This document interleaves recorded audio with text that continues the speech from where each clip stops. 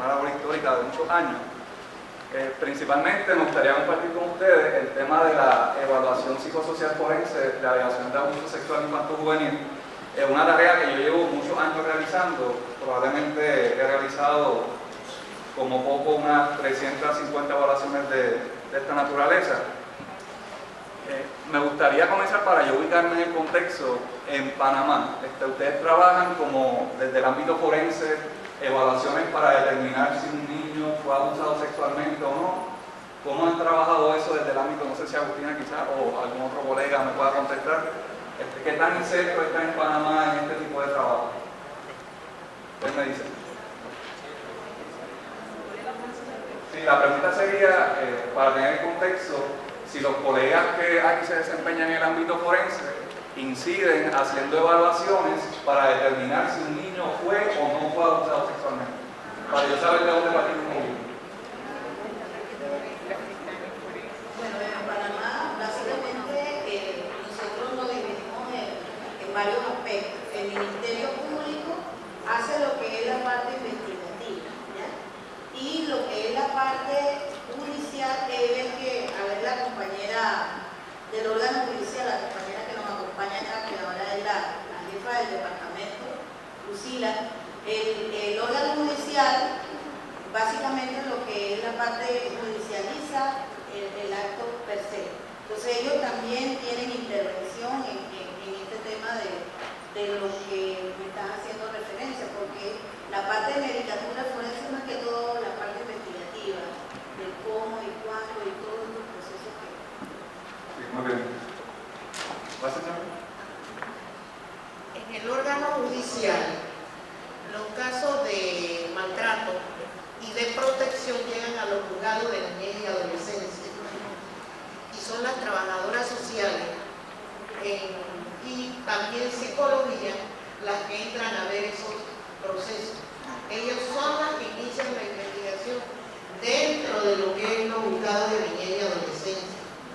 Cuando el caso llega a la fiscalía, al Ministerio Público, ellos lo pasan a los juzgados de niñez y adolescencia, porque son las trabajadoras sociales acá en Panamá, en los juzgados de niñez, las encargadas de iniciar los procesos de investigación para los menores de edad.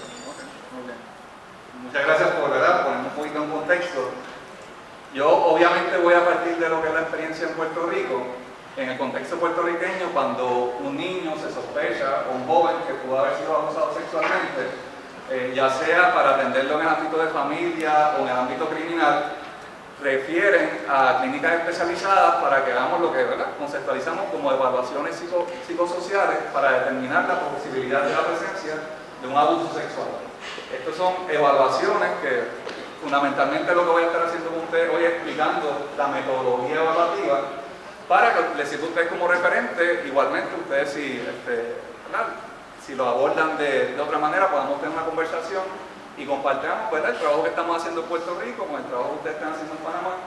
Y si ustedes entienden que lo que yo les voy a presentar hoy es pertinente, pues podemos continuar en diferentes comunicaciones para brindarles más información y que podamos seguir elaborando estos temas.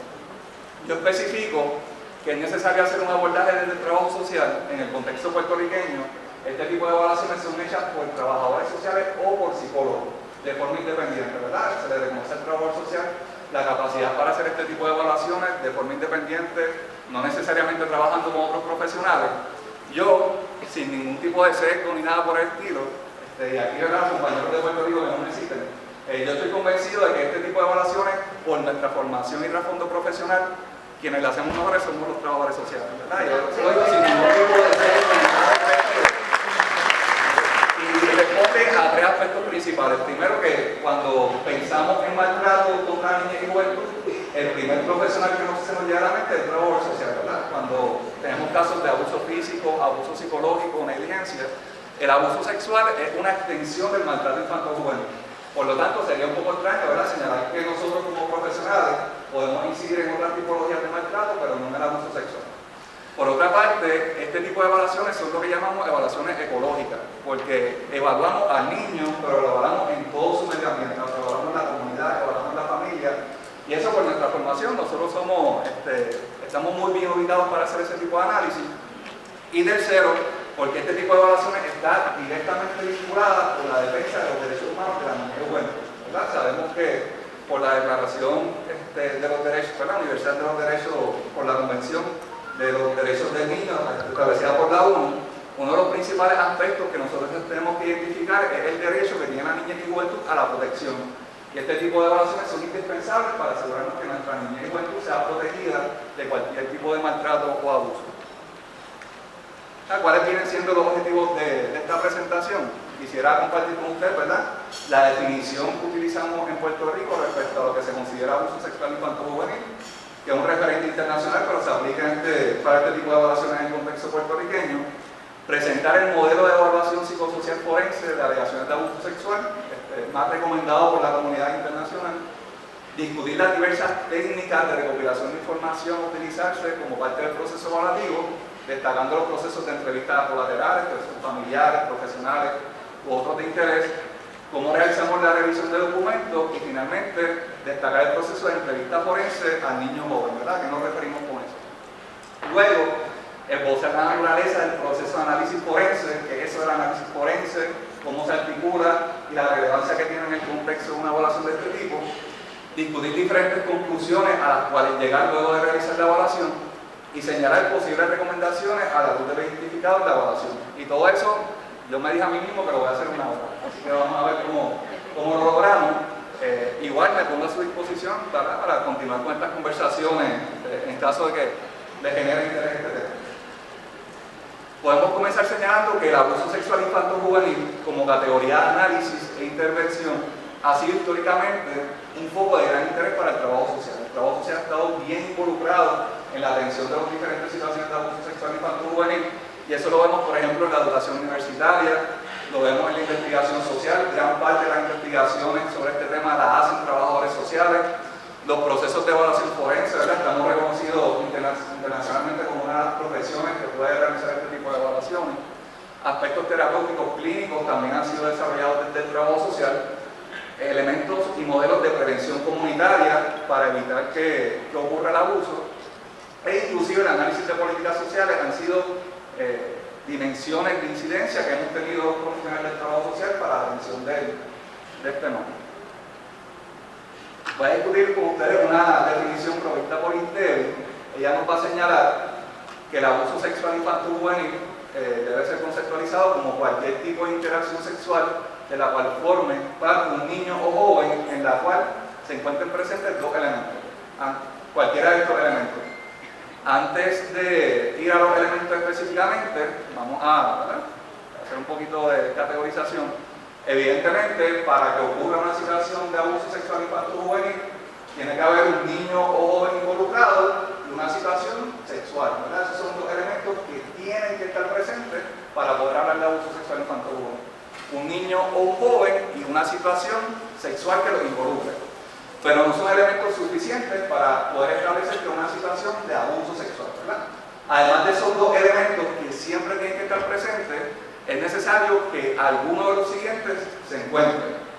Podemos hablar entonces de las diferencias de poder que conlleven la posibilidad de controlar a la víctima física o emocionalmente. Entonces ahí estamos hablando de elementos de coerción, que en esa dinámica sexual que involucra a un niño o un joven hay un elemento de coerción y poder. Eso implicaría un acto de abuso sexual, o diferencias de conocimientos que impliquen que la víctima no pueda comprender cabalmente el significado y las consecuencias potenciales de la actividad sexual. Que aquí entonces estamos hablando de asimetría de edad, ¿verdad? Cuando hay niños o jóvenes que están en etapas de desarrollo diferentes y se da una dinámica sexual entre ellos, si están en etapas de desarrollo diferentes, podemos hablar que fueron sexualmente abusivos, ¿verdad? Hay un tercer elemento que lo voy a dejar ahí en remojo, decimos en Puerto Rico, no sé si se utiliza aquí, ¿verdad? Vamos a dejar un poquito pendiente. Diferencia en las necesidades satisfechas. El agresor busca satisfacer sus propios impulsos sexuales. Comprendemos esta definición, ¿verdad? Es sencilla, básica, la hemos visto antes. Les pregunto, ¿verdad? Por ejemplo, en el caso de Jaime. Jaime es un niño de 6 años que cuando llega a su hogar, lo primero que hace es desnudarse, pero su mamá y su papá también se desnudan.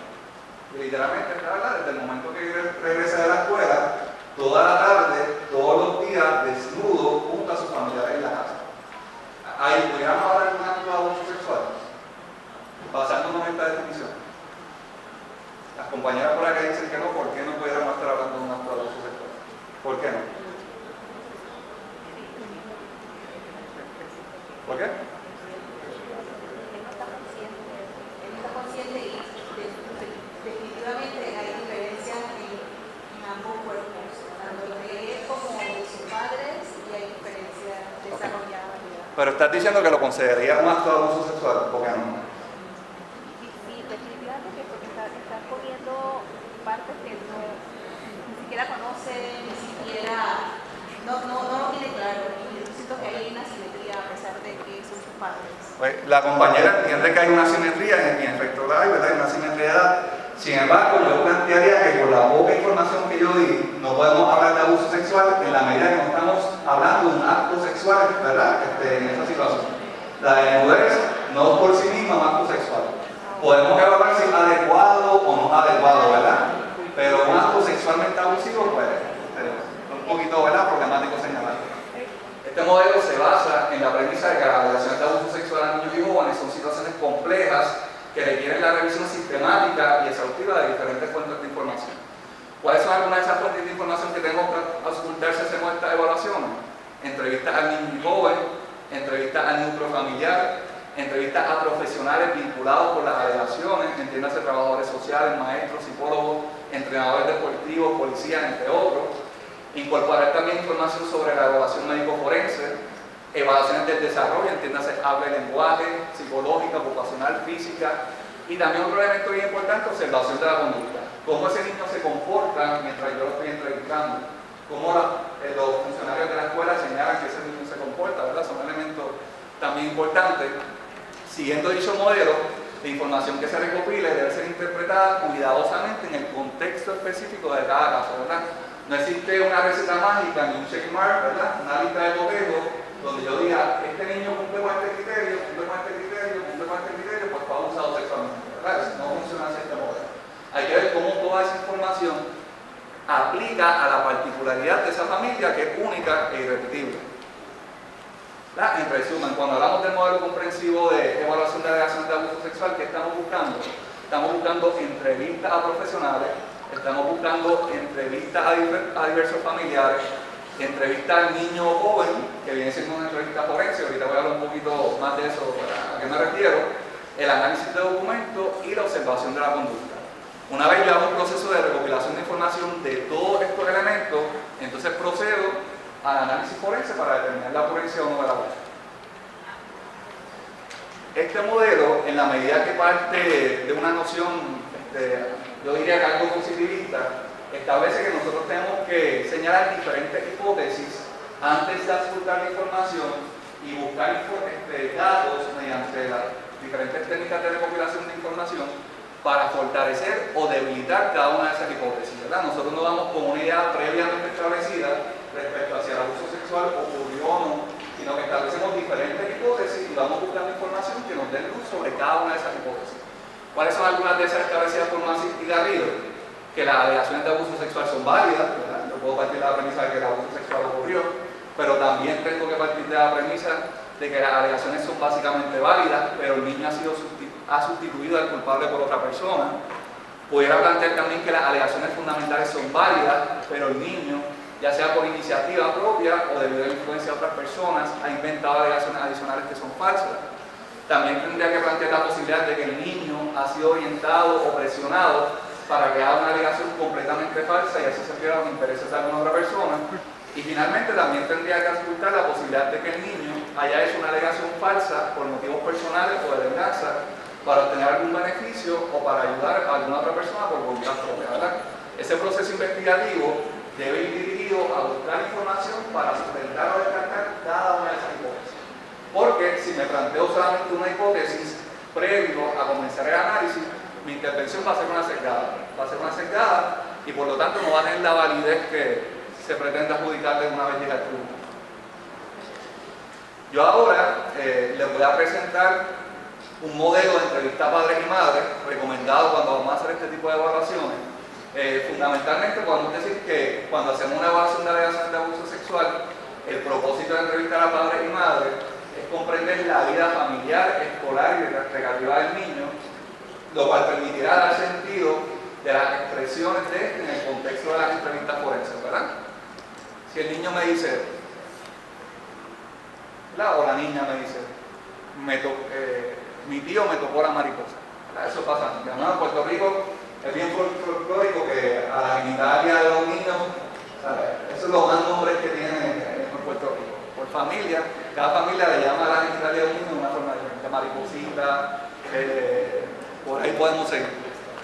Si la niña en ese contexto de entrevista forense me dice, mi tío me tocó la mariposita, ¿cómo yo sé que es la mariposita si no he entrevistado anteriormente a la familia para que me diga cuáles son las expresiones idiosincráticas de ese niño, de esa niña? ¿Cómo él se refiere, por ejemplo, a los tíos? ¿Verdad? Sabemos que a nuestras abuelas en Puerto Rico les decimos muchas veces mamita, ¿verdad? A nuestra abuela. Entonces, si me habla de mamita, ¿a quién está haciendo referencia? También procura recopilar toda la información pertinente vinculada al alegado abuso. Yo utilizo el modelo de recopilación de información planteado por Hewitt. Hewitt desarrolló un libro para evaluar alegaciones de abuso sexual en preescolares.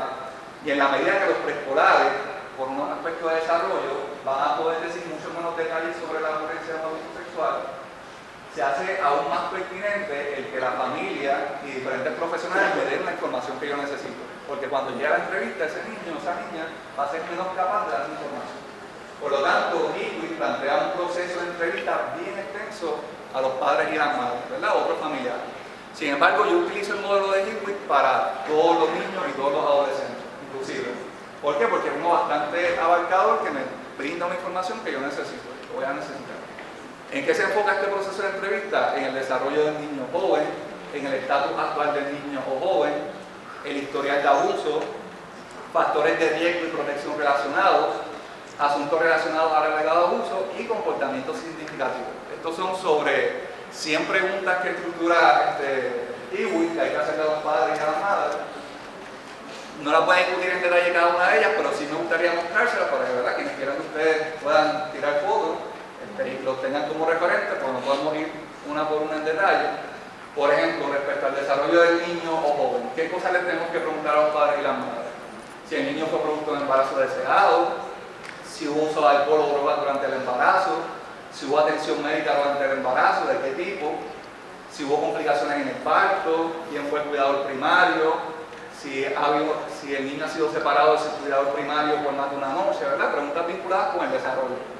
Algo bien importante dentro de este enfoque es que ninguna de estas preguntas se hace por casualidad. Cada una de esas preguntas está alineada con teorías en el campo del abuso sexual infantil. Entonces tengan eso presente. Por cada pregunta que yo hago, recibo una respuesta y esa respuesta yo la voy a analizar a la luz del acervo teórico en el campo del abuso sexual infantil.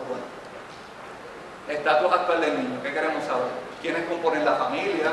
Edad, ocupación, dirección, nacimiento, si los padres están casados o divorciados, los cuidadores primarios, si se relacionan de manera agresiva o no agresiva, cuáles rutinas existen en la familia, cuáles son los nombres que el niño utiliza para las personas o cosas importantes en su vida, cuál es la rutina típica de un niño en la semana, cuáles son las prácticas familiares para el cuidado genital, en cuál escuela está, en qué grado, si ha tenido que repetir algún grado.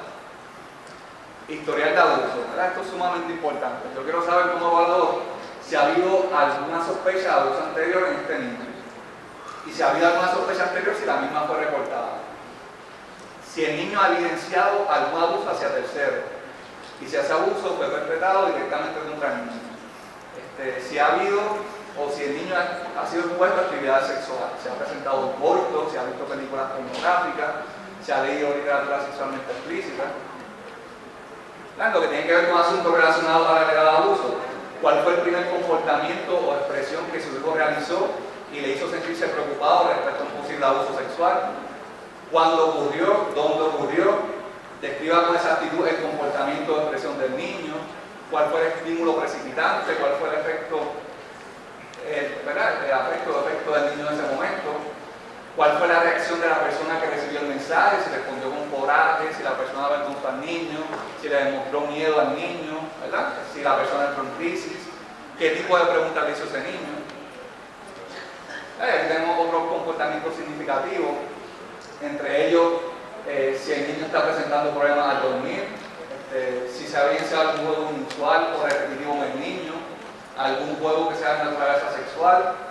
Otro ejemplo pudiera ser si el niño ha presentado problemas al momento de dejarlo bajo el cuidado de otros adultos, si el niño repentinamente ha comenzado a acercarse a extraños y a actuar demasiado amistoso con ellos. Y de nuevo, bien importante que tengan presente que estamos recopilando toda esta información psicosocial para entonces poder determinar la naturaleza de los hechos presentes. Luego de que yo recopilo toda esta información, que fue bastante breve, ¿verdad? Por cuestiones de tiempo, el otro elemento principal en este proceso evaluativo es el análisis de documentos, ¿verdad? Como otro elemento de recopilación de información. ¿Verdad? Estos son básicamente documentos que yo no genero como profesional, pero ante su importancia por el agregado uso es importante que los tenga presente y los incorpore dentro de mi proceso analítico. Un elemento bien importante son las evaluaciones médicas.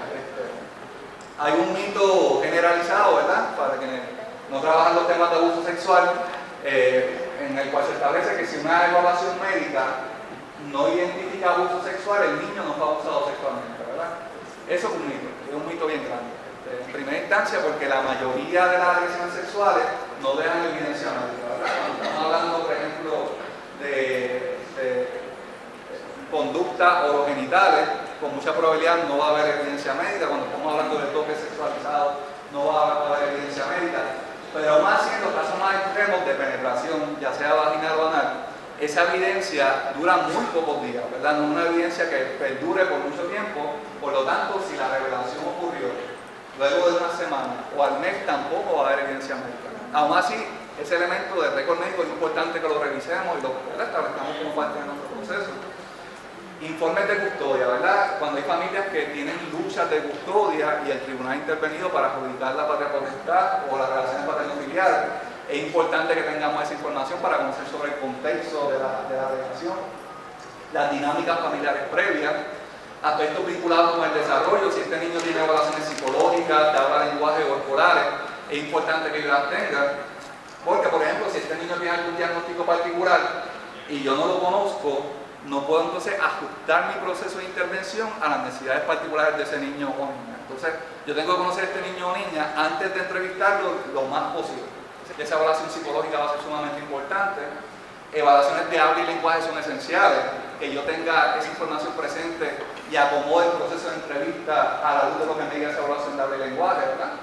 ¿Cómo yo voy a hacer unas preguntas a un niño preguntándole cómo pasó eso y que entonces yo vaya a la evaluación de habla y lenguaje y el terapeuta o patólogo me diga que el niño no domina la palabra cómo? Entonces yo le hice varias preguntas partiendo de cómo y el niño no dominaba eso.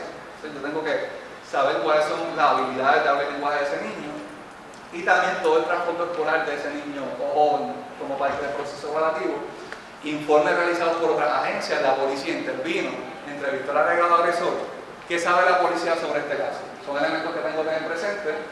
Y también aspectos vinculados con las agencias de protección infanto-juvenil. La agencia, en Puerto Rico le llamamos el Departamento de la Familia. El Departamento de la Familia intervino, qué información recopiló, entrevistó al niño, qué información le dio al niño. Finalmente, estaríamos hablando de la entrevista forense. No sé si han escuchado este término, la entrevista forense a niños y jóvenes. Este es un proceso de entrevista sumamente especializado y sumamente complejo, ¿verdad? Comprender cómo hacer este tipo de entrevistas forenses.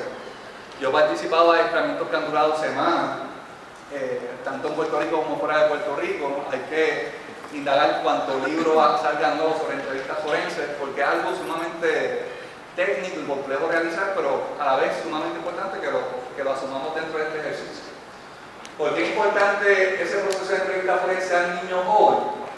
Porque, aunque el nivel de sugestión en un niño responda a diversos factores, como puede ser la edad, el contexto familiar o la particularidad del caso de abuso, uno de los elementos más importantes es el impacto del entrevistador sobre el entrevistado, principalmente el tipo de preguntas que se formulan y la manera en que las mismas se presentan. En la medida en que el conocimiento científico en esta área se fue fortaleciendo, se identificó que en muchas ocasiones las expresiones de los niños no eran correctas pero la razón por la cual no eran correctas era porque los entrevistadores estaban haciendo las preguntas incorrectas o preguntas subjetivas. Y en la medida que no teníamos nosotros como entrevistadores la capacidad de hacer entrevistas correctas, estábamos llevando a error a los niños y jóvenes. Que el problema no era del niño o el joven, era de la persona que lo estaba entrevistando, que era quien invalidaba esa información. Ante ello se desarrollaron múltiples procesos investigativos que desembocaron en este proceso de entrevista forense. No sé si han escuchado el caso McMartin, del preescolar McMartin en California. ¿Alguien ha escuchado ese caso? Sí, es un caso, por ahí, el compañero ha escuchado ese caso. Es un caso bien importante para el trabajo social por las consecuencias que tuvo. Esto fue para principios de los 80. Una madre de un preescolar en California fue a la policía y le dijo a la policía que su hija preescolar le había dicho que esa persona que está ahí había abusado sexualmente de ella. Entonces la policía se le ocurrió esta brillante idea de escribirle cartas a todos los padres y todas las madres del preescolar diciendo: tenemos información respecto a que están abusando sexualmente de niños en nuestro preescolar. Se lo escribieron por carta. Les pedimos que entrevisten a todos los niños y niñas que ustedes tengan bajo su cargo para saber si ellos también fueron abusados sexualmente. Los papás y las mamás hicieron ese proceso y de repente aparecieron como 500 alegaciones de abuso sexual perpetuadas por los maestros y maestras de ese preescolar. Ante esa preocupación contactaron a una trabajadora social, Tima Farley, del Children's International Institute, que era una de las personas que más conocía abuso sexual en ese momento. Entonces, ella hizo su proceso de entrevista y como ya estaba tan confiada de lo bien que ella estaba haciendo esas entrevistas, la grabó. Y fue una de las primeras profesionales que comenzó a grabar este tipo de entrevistas. ¿Qué pasó? Cuando esas entrevistas fueron al tribunal, se dieron cuenta que la inmensa mayoría de las alegaciones de los niños no respondían a elementos idiosincráticos de ellos, sino que respondían a su gestión de esta trabajadora social, ¿verdad? Esta trabajadora social le decía: esos maestros por los que tú estabas son unos puercos, son personas bien malas, dime todo lo que te hicieron. También le decía a los niños, ya los otros niños contaron todas las cosas horribles que le hicieron, cómo los trataban y cómo los tocaban en las partes privadas, dime cómo a ti te tocaban en las partes privadas. Y esto, cuando lo decimos profesionalmente, nos sorprende, pero la realidad es que cuando nosotros hablamos con los niños y jóvenes, regularmente le decimos a los niños y jóvenes lo que tienen que decir, ¿verdad? Nosotros como adultos, regularmente dime, ¿por qué tú tiraste eso? ¿Verdad? No le damos la oportunidad de que nos digan si lo tiró, si no lo tiró, ¿verdad? Somos personas bastante autoritarias. Entonces, esos elementos se están replicando en estos procesos de entrevista forense. ¿Qué se quiere hacer a través de estas entrevistas forenses? Obtener entonces la mayor cantidad de información posible al tiempo que se disminuye un mínimo la posibilidad de su gestión.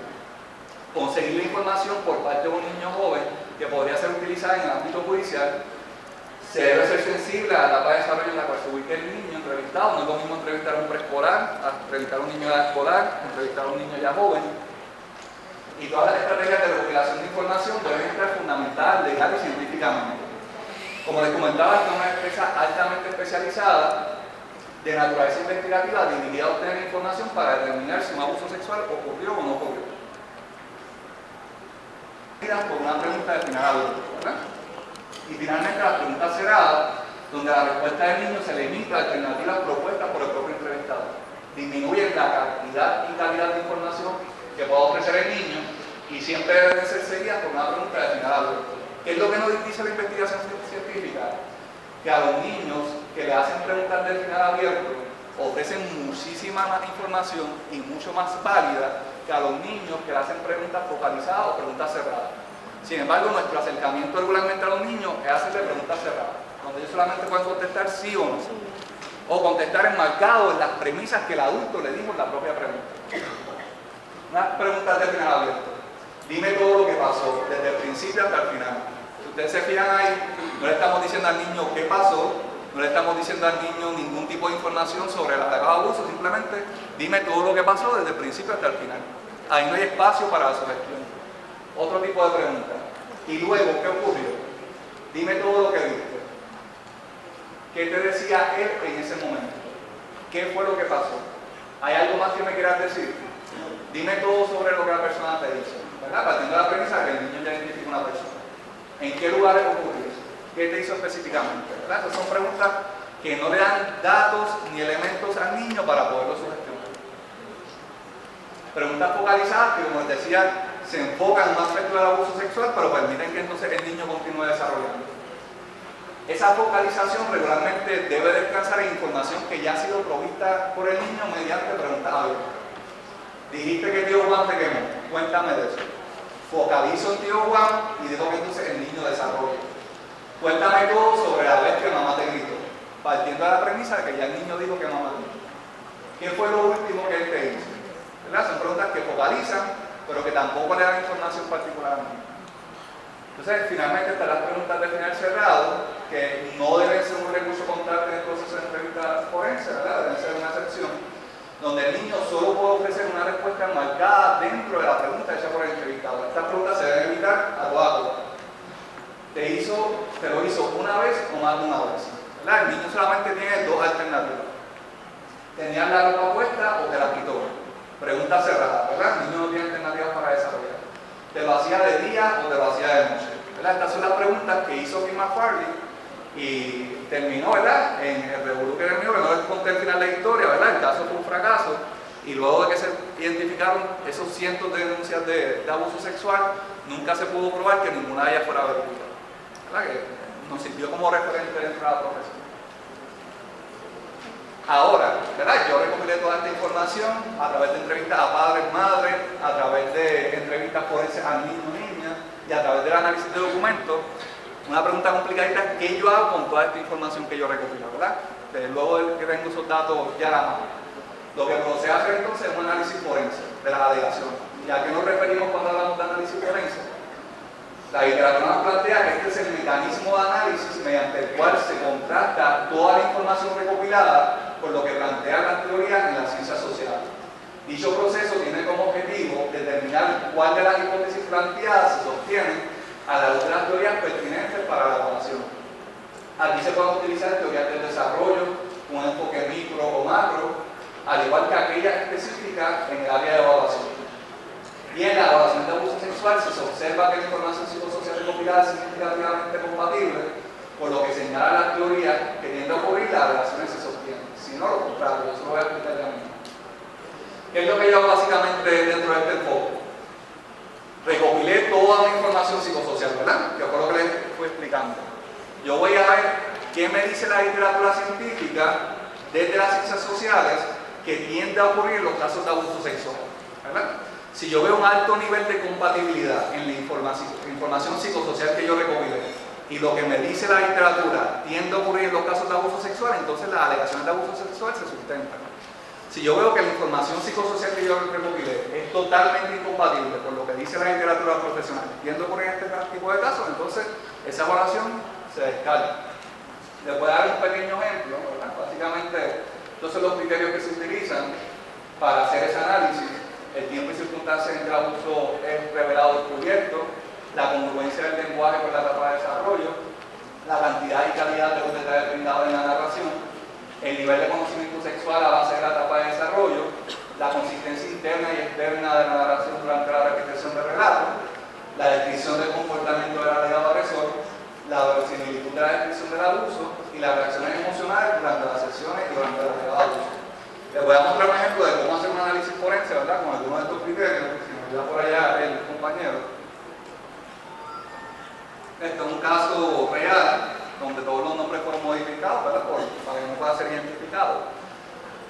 Esto es un caso, les voy a explicar el motivo del referido, ¿verdad? Según lo referido, las alegaciones de abuso sexual consistían en que María, de 6 años, le había manifestado a su maestra que se bañó con su hermano José, de 11 años, y le chupó el pipí.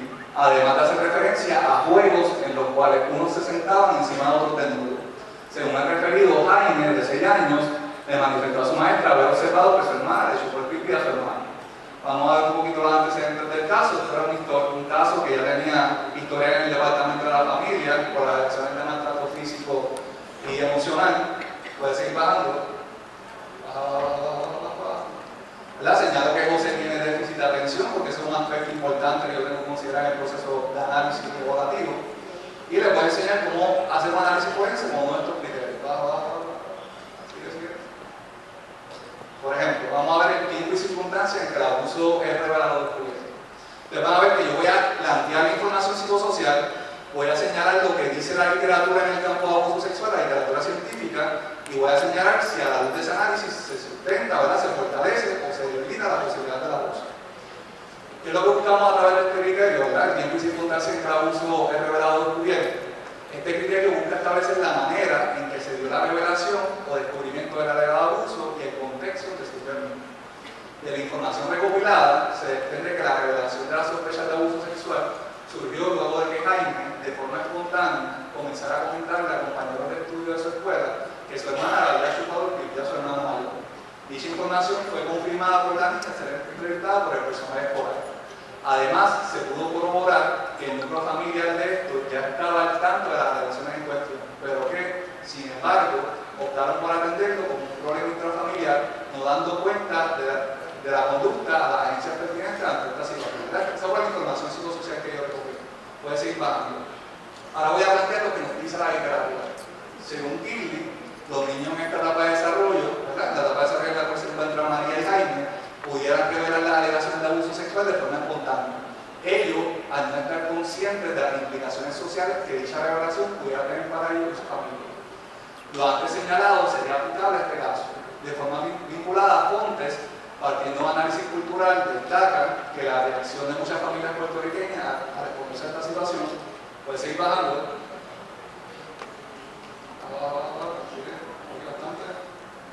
A responder a esta situación de abuso sexual infantil-juvenil consiste en ocultar la información a la agencia pertinente, intentando hacer arreglos internos para evitar que la conducta se repita.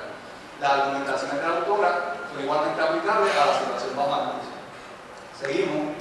En lo que respecta al contexto en que surgió la alegación, se pudiera afirmar que este caso se caracterizó por la gran cantidad de factores de riesgo presentes en la familia que facilitaban la ocurrencia de un abuso sexual infantil-juvenil contra los miembros de la misma.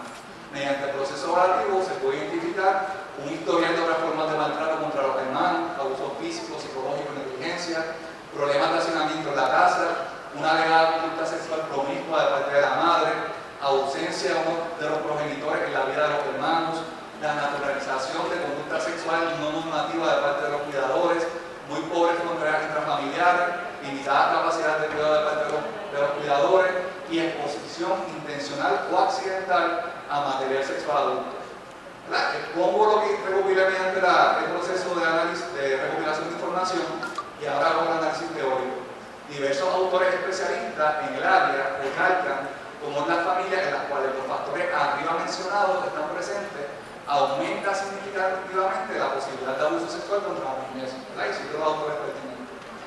Aquí concluyo. El hecho de que tantos factores de riesgo hayan estado presentes en la familia de forma concomitante nos debe llevar a plantear la posibilidad de que los niños que formaban parte de la misma fueran abusados sexualmente, era significativamente alta esa posibilidad. No sé si captaron, ¿verdad?, lo que les quise explicar de cómo recopilo la información psicosocial a través de todas esas técnicas de recopilación de información, luego hago un análisis teórico considerando lo que me dice la literatura en el área de abuso sexual y luego llego a concluir cómo ese análisis teórico fortalece o debilita la posibilidad de que el abuso sexual esté presente. ¿Estamos hasta aquí? Sí. ¿Están conmigo todavía? Sí. Podemos volver a la presentación.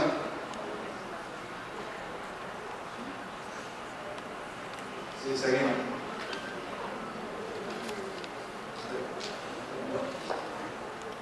En cuanto a las conclusiones, ¿verdad? Una vez yo hago ese análisis, ¿qué yo puedo concluir? ¿Qué yo puedo concluir como profesional? Está determinado por lo que establece la literatura profesional, pero al ser esto un ejercicio forense también está determinado por nuestra jurisprudencia, ¿verdad? En el caso puertorriqueño, hay muchas reservas respecto a que nosotros hablemos en referencia a si el niño está diciendo la verdad o está mintiendo, ¿verdad? Por jurisprudencia establecida, ese no es un elemento que debe demostrar si el niño está diciendo la verdad o está mintiendo, porque por jurisprudencia la verdad o la mentira es una expresión y la adjudica el tribunal, no la adjudica el profesional. Pero, aquí está un poquito el juego, ¿verdad?, de contradicción. Sí podemos establecer si las alegaciones de abuso sexual se sustentan o no se sustentan. Entonces, si tengo un niño que está diciendo que fue abusado sexualmente y yo estoy señalando que las alegaciones de abuso sexual se sustentan, ¿qué es lo que estoy diciendo? Porque el niño está diciendo la verdad. Pero a NIPA se le ocurre escribir en un informe que el niño está diciendo la verdad, porque eso le va a traer problemas a ustedes como abogados. ¿verdad? ¿Qué nos dice, por ejemplo, la APSA en cuanto a las posibles conclusiones? Nos señala, el informe de evaluación debe documentar las fuentes de información o datos en que se basa para tomar una opinión y hacer la recomendación, y el evaluador puede expresar una opinión respecto a si el abuso sexual ocurrió o no ocurrió, una opinión sobre la probabilidad de que ocurra un abuso, o simplemente proporcione una descripción y análisis de la información recopilada, ¿verdad? Yo como evaluador puedo señalar si el abuso sexual ocurrió, o puedo señalar también que es muy probable que haya ocurrido, es probable que haya ocurrido, hay un 50% de posibilidad, es poco probable que haya ocurrido o es muy poco probable que haya ocurrido, ¿verdad? Que todos esos elementos están presentes como posibles conclusiones. Y finalmente, lo que tiene que ver con las recomendaciones, es importante que hagamos recomendaciones dirigidas a la protección del niño o joven, pero también dirigidas a atender todos los otros ámbitos y aspectos familiares que lo cruzan, ¿verdad? Dirigidas a establecer cuáles son las recomendaciones para lograr el bienestar de la familia y el bienestar psicosocial de ese niño en términos generales. Aquí, ¿verdad? Se me agotó la hora. Si a usted le interesa esto, pueden, ¿verdad?, tener más información. Hay varios libros. Por ejemplo, pueden tirarle fotos a esos libros, la evaluación del abuso sexual infantil y la guía para la evaluación del abuso sexual infantil. Son libros en español excelentes, de recursos profesionales. También tenemos Proteger, Preparar y Penalizar, de Irene Kevin. Y esta guía está disponible gratis por internet, que lo pueden bajar. Escriben la entrevista forense en casos de sospecha de abuso sexual infantil de la APSA, una guía en español gratis, que la bajan y pues se familiarizan más con ese proceso de entrevista forense. Les agradezco por su tiempo y si ustedes entienden que les puedo colaborar pasando información o algo, pues hablan con la asociación y con mucho gusto continuamos dialogando. Les agradezco mucho su atención.